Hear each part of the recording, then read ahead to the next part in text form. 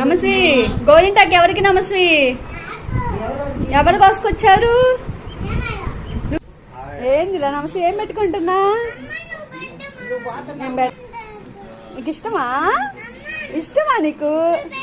నేను పెడతాను, ఇష్టమా కాదా?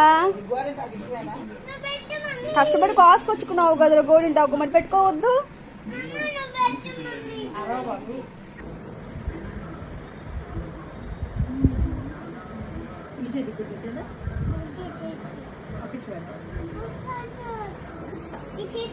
ఓకే ఉంచుకో.